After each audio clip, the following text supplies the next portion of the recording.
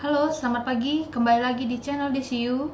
Kita melanjutkan materi dari operasi teknik kimia 1 tentang mixing and agitation and requirement and power requirement. Poin yang belum saya jelaskan ada di 3.4J. Ya, saya memang sudah menjelaskan di deskripsi setiap video ini, materi ini. Sebenarnya kita ada di halaman keberapa hingga ke halaman berapa. Jadi sebenarnya kalau halaman hari ini tuh sampai 178, arti kata ada 12 halaman lagi yang akan saya selesaikan. Di poin 34J ini pada 166 halaman yang ada di PDF ya, bukan halaman yang ada di sini ya. Kalau halaman di sini dia 152. Jadi yang saya katakan tuh halaman PDF-nya. Jadi 34J itu adalah pencampuran bubuk, bahan viskos dan pasta. Nanti yang akan dibahas 34J itu adalah bubuk, adonan, pasta dan bahan viskos ya, sorry ini. Nah, yang pertama itu bubuk. Dalam pencampuran partikel padatan atau bubuk, itu merupakan kebutuhan untuk memindahkan atau menggantikan bagian dari campuran bubuk sehubungan dengan itu dengan bagian yang lainnya. Tingkatan yang paling sederhana dari peralatan yang cocok untuk pencampuran yang halus adalah tumbler. Karena itu tumbler tidak umumnya digunakan untuk memecah aglomerasi. Aglomerasi itu maksudnya gumpalan ya ceritanya. Kalau bubuk ini kan kamu tahu bentuk bubuk ya. Ya terpisah maksudnya, tidak mengagregat. Tipe umum tumbler yang digunakan adalah blender cone ya. Blender cone, yang cone ini maksudnya kerucut ya. Jadi blender cone ganda, yang mana ganda ini maksudnya dua cone dipasangkan dengan ujung terbuka dan diikat secara bersamaan dan diputar sebagaimana tersaji di 34 strip 6A. Ya, nanti lihat di 346A-nya ini, coba kita lihat ya, 346A. Oke, yang A ini dia. Jadi ini gandanya ya. Ini dianggap cone.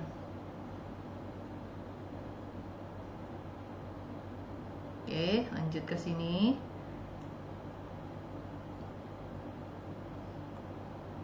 Baffle dapat juga digunakan secara internal di dalam ya, berarti baffle-nya. Jika perangkat rotasi internal juga digunakan pada kerucut ganda, aglomerasi juga dapat dipecahkan. Geometri lainnya yang digunakan adalah drum silindris dengan baffle internal atau tipe shell V kembar. Tumbler yang digunakan secara spesifik untuk memecahkan aglomerasi adalah silindris berputar atau shell conical yang diisi dengan bola atau batang logam baja atau porselin. Jadi tugasnya si bola, batang logam atau porselin ini untuk memecah aglomerasi. Jadi kayak terjadi dentuman di dalam ya. Lalu kelas lainnya dari perangkat untuk pencampuran padatan adalah perangkat shell stasioner, yang mana kontainer adalah Bentar, kenapa ini? Bahasanya kok gantung ya? Adalah perangkat stasioner yang mana kontainer adalah stasioner di sini. Ini ada yang kurang ya kalimatnya ya. Stasioner. Oke, saya ulang ya. Perangkat lainnya dari kelas dari perangkat untuk pencampuran padatan adalah perangkat shell stationary, yang mana kontainernya adalah stasioner, diam sebenarnya sini ya. Dan perpindahan bahan diselesaikan oleh perangkat dalam yang berputar secara tunggal atau ganda berlapis. Jadi ganda ini berlapis maksudnya dikatakan ya. Lalu pada pencampur ribbon di gambar 346B, poros dengan dua skru helical terbuka di nomor 1 dan 2 diikatkan untuk memutarnya. Satu skru ditangani sebelah kiri dan satu kanannya. Oke, ini kita merahin ya.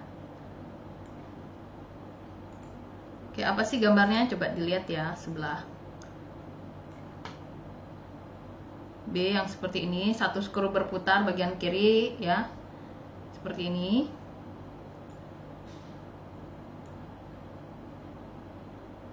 Jadi pada pencampur ribbon di gambar 46, mana nih? Poros dengan 2 skru helical terbuka nomor 1 dan nomor 2 diikatkan untuk memutar. Ya.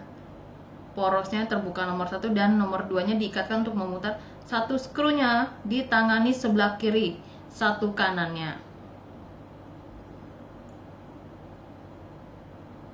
Nah, karena poros berputar, area bubuk berpindah berlawanan arah dan pencampuran terjadi kayak berputaran ya jadinya ya. Tipe lainnya pada perangkat berputar internal tersedia ya, kok tersedia ya. Internal. Tipe lainnya pada perangkat berputar internal tersedia untuk situasi khusus. Juga di beberapa perangkat, baik shell dan perangkat internal yang keduanya berputar. Oke, jadi ada dua hal ya di sini ya. Ini saya kasih warna merah.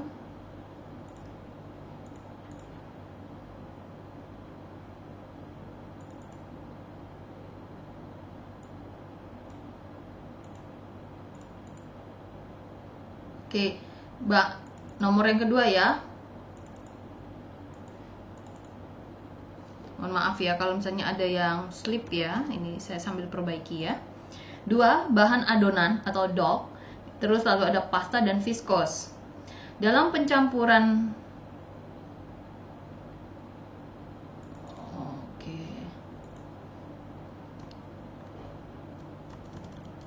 biar enak nih ya. Dalam pencampuran bahan atau dough, pasta dan viskos, sejumlah daya dibutuhkan agar bahan-bahan tersebut terbagi, terlipat, dan digabung. Atau tergabung lah ya, menggabungkan. Dan juga bagian yang berbeda dari material seharusnya dipindahkan ke yang lain tapi saling berhubungan. Sehingga permukaan yang baru digabungkan kembali sesering mungkin. Beberapa mesin mungkin memerlukan pendingin. Ya, maksudnya jaket di sini ya, untuk menghilangkan panas yang dihasilkan. Jadi diserap sama jaket ini. Lalu mungkin kalau udah baca alat industri kimia kemarin udah ada sih penjelasan tentang berjaket ya. Oke, coba saya bilang sini jacket of tank vessel. Oke, apa sih maksudnya ya? Yang dimaksud jaket itu. Nah, kalau di sini tuh yang bagian luar ini yang dimaksud jaketnya ya.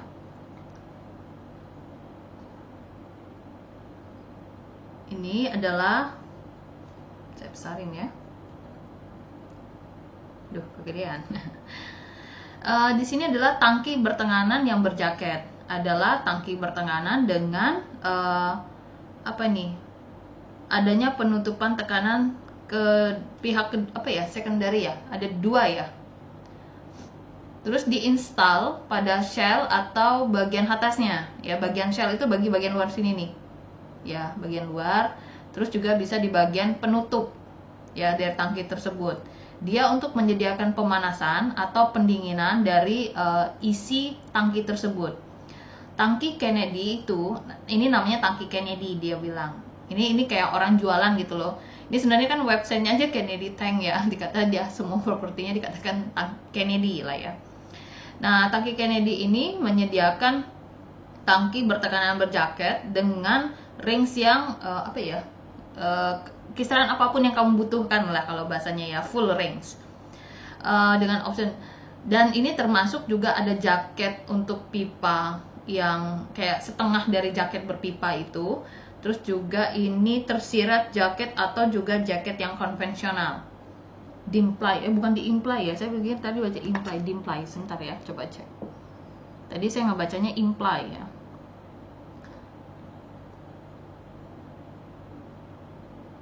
Biasanya saya kalau bahasa Inggris, bahasa-bahasa yang agak sulit, saya baca kamus aja lebih enak sih dibandingkan pakai translate ya, karena dia agak runyam. Dimply, berlesung ya kalau di sini bahasanya.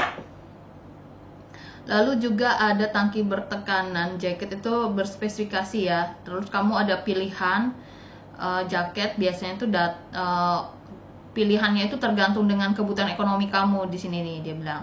Dari berat juga, terus ada kebutuhan untuk pendinginan atau pemanasan di sini. Terus lalu ada transfer panas, ya, efisiensi transfer panas itu adalah suatu pertimbangan penting lainnya, bukan bagian penting di sini dianggap dia. Karena mereka juga di sini melihatkan kepada apa yang kamu butuhkan.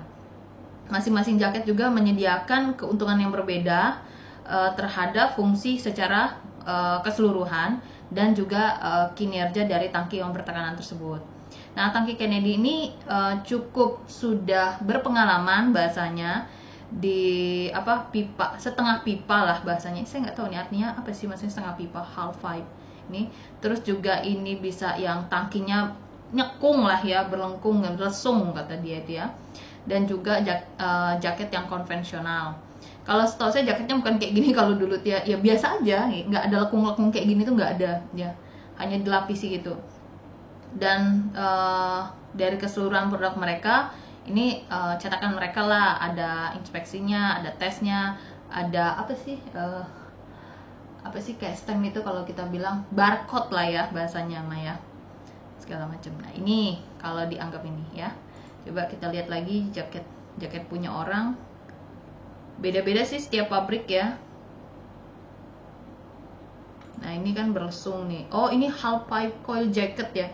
Oh itu half pipe itu berarti nama istilah. Oh ini dimplainya, maksudnya berlubang ya, lesung bulat-bulat gitu. Seperti ini nih ya, plain jacket. Ini plain jacket berarti kayak tangki yang berjaket orisinalnya kayak gini nih ya, orisinalnya plain itu bawaan aslinya ya kalau bahasanya.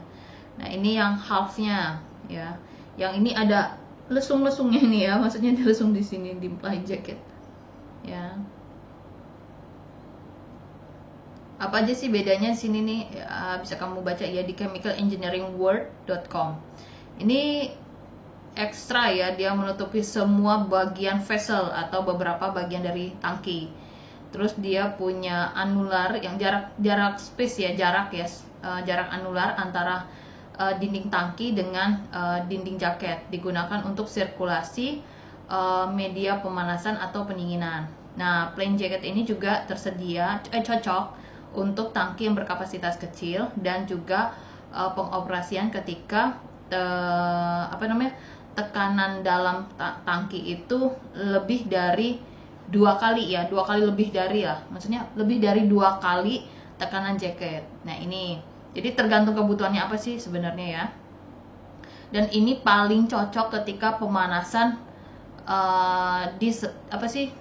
diselesaikan, maksudnya ya dilakukan dengan cara steam.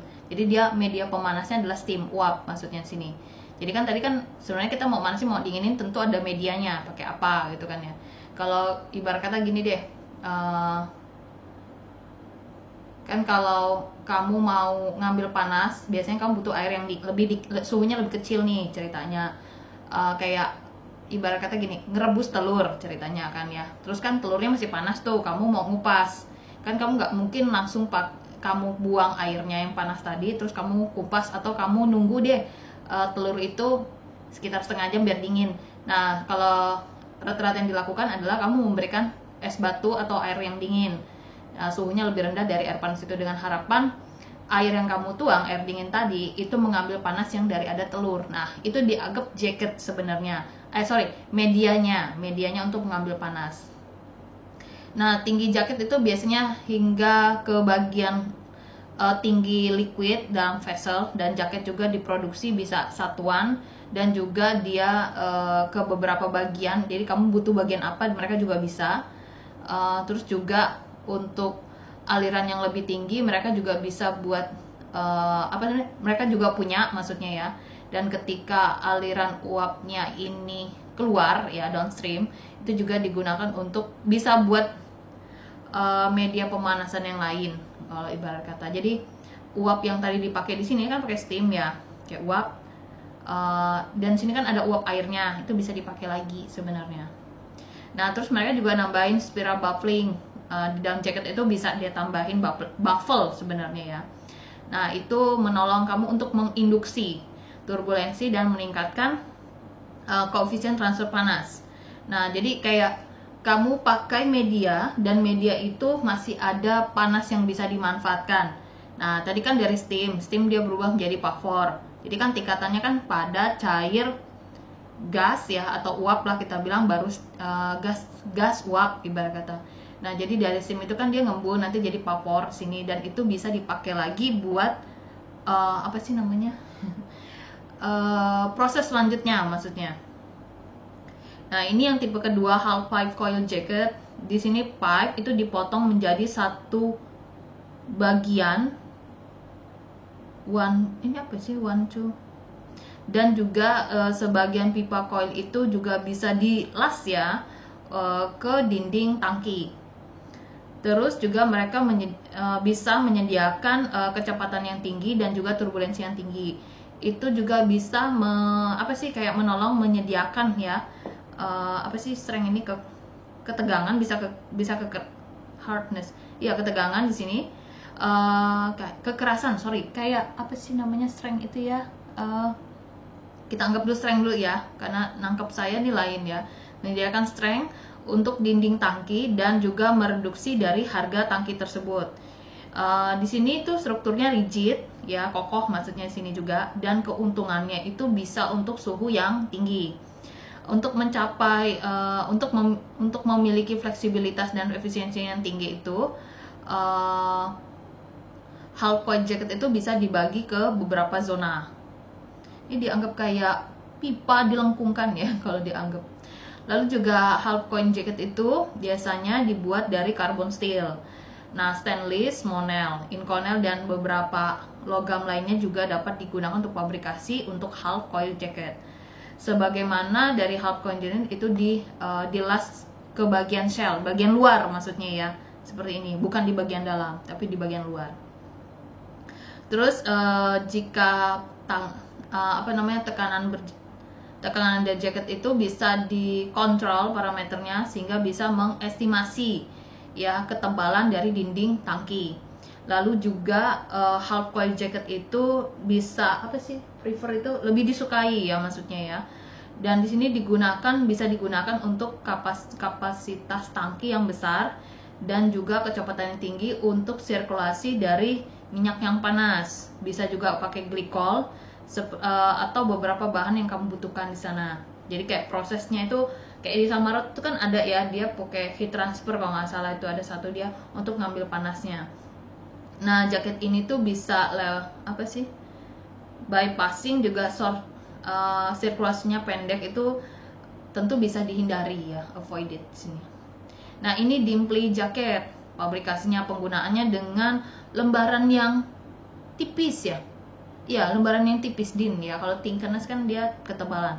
Ini berguna ya untuk operasi tekanan jaket yang tinggi. Terus juga Dimpli jaket itu dapat menginduksi turbulensi bahkan ketika kecepatan alirannya sangat rendah. Terus ini juga dapat digunakan untuk sirkulasi steam ya, uap ya, dan juga minyak panas. Lihat karakteristik ini kamu ya, maksudnya sebuah tangki juga dapat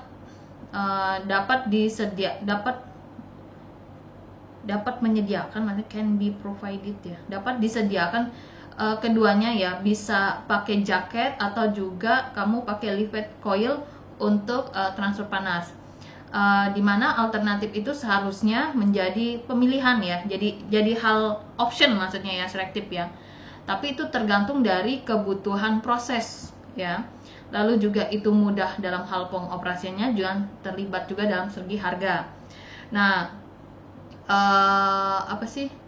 tangki berjaket ini memastikan bahwa transfer panasnya itu lebih ya, maksudnya lebih banyak transfer massa panasnya sebagaimana dibandingkan dengan limpet coil, tetapi koefisien panasnya itu ternyata kurang dari jaket dan dibandingkan dari limpet coil.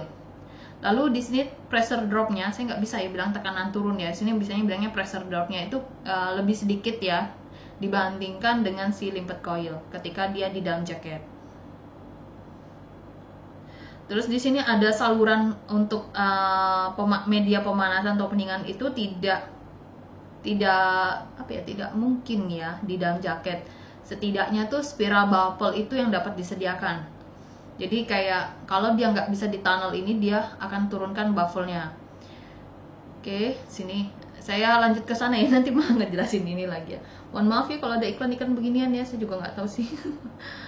Oke ya, bisa dibaca di sini ya dari chemicalengineeringworld.com. Saya balik lagi ke sini.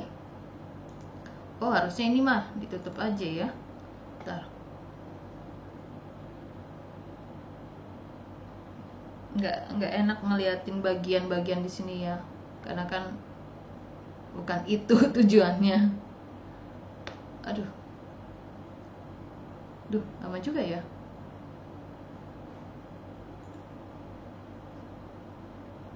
Oke, sudah.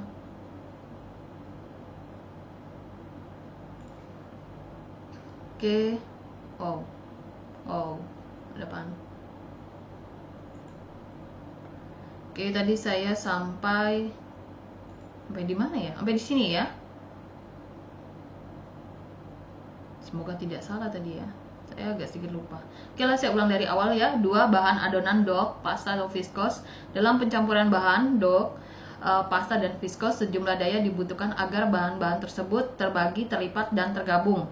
Dan juga bagian yang berbeda dari material seharusnya dipindahkan ke yang lain yang saling berhubungan, sehingga permukaan yang baru digabungkan kembali sesering mungkin. Beberapa mesin mungkin memerlukan pendingin berjaket untuk menghilangkan panas yang dihasilkan.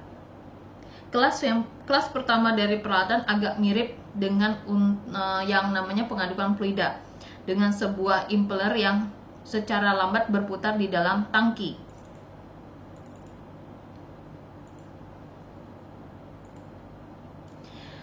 Impeller dapat cocok dengan agitator anchor seperti di gambar 346B, di mana penyapu terluar outer sweep mungkin memiliki bilah penggaruk scraper ya.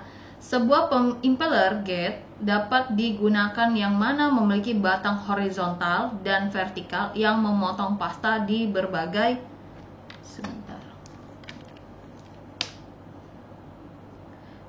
berbagai variasi tingkatan, dan di dinding yang mungkin memiliki batang yang stasioner. Pencampur gate termodifikasi adalah mixer batang geser yang memiliki batang atau pedal berputar vertikal melewati antara jari stasioner vertikal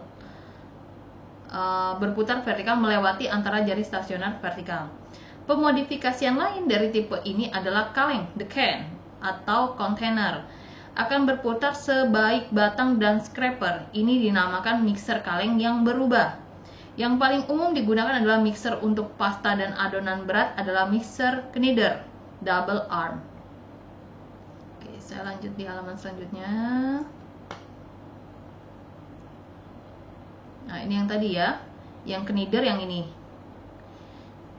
Ini tuh mirip kayak apa ya? Keingetan saya tuh tukang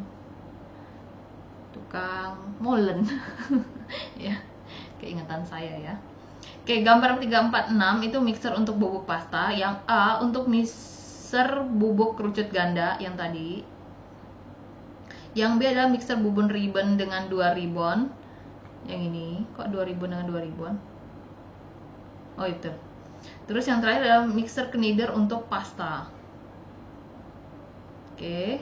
Terus tindakan pencampuran adalah perpindahan besar, pengolesan, peregangan, pembagian, pelipatan, dan penggabungan kembali. Desain yang digunakan paling banyak menggunakan 2 lengan berputar berlawanan arah dengan bentuk sigmoid yang mungkin berputar dengan kecepatan yang berbeda seperti ditunjukkan 34 strip 6C. Ya, enaknya kalau kamu baca juga dengan video yang saya kemarin buat ya tentang alat-alat industri kimia. Jadi ada tambahan di sana gitu ya. Harapan saya sih semoga kamu mau nontonnya ya. Jadi kalau saya bilang kan video itu bebas ya dibuka, kalau kamu luang atau apa gitu ya, silakan aja nonton itu kembali, jadi kamu bisa nambah-nambah ilmu pengetahuannya ya. Oke, yang 3.5 atau break dulu ya. Break dulu ini ya, nanti ke fluida non-Newtonian dan kawan-kawan. Sampai di sini dulu di channel DCU part 6 mungkin ya, untuk operasi teknik kimia di mixing and agitation and power requirement ya. Nanti kita lanjut lagi ke fluida non-Newtonian. Terima kasih atas waktunya dan sampai jumpa di channel DCU. Selamat pagi.